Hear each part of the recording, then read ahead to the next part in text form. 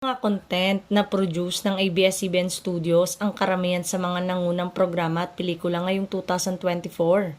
Sa TV, ang kapamilya teleserye na FPJ Batang Quiapo na pinagbibidahan ni Coco Martin, ang nangunang series sa TV ngayong taon.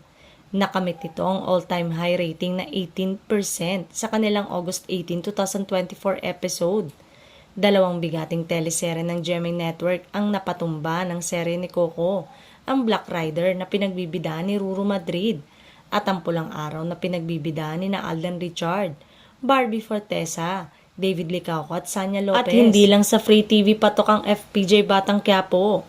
Patok rin ito sa online kung saan consistent ito sa napataas nitong peak concurrent view sa Kapamilya Online Live. Kamakailan ay nakamit ng serye ang all-time high peak concurrent views na 800,000 sa Kapamilya Online Live sa YouTube at Facebook. Nanguna rin ang mga series ng ABS-CBN Studios sa streaming app na Prime Video. Una na nga ang first teleserye together ni na Paolo Avellino at Kim Chiu ang linlang. Kahit na fourth quarter pa ng 2023 ito unang lumabas sa Prime Video, ay patuloy ang pangunguna nito sa unang quarter ng 2024. Lalo pat umere ang teleserye version nito sa Free TV noong January 22. Bago naman matapos ang taong 2024, ay lumabas ang bagong serye ng ABS-CBN Studios ang Saving Grace na nanguna agad sa Prime Video sa Philippines.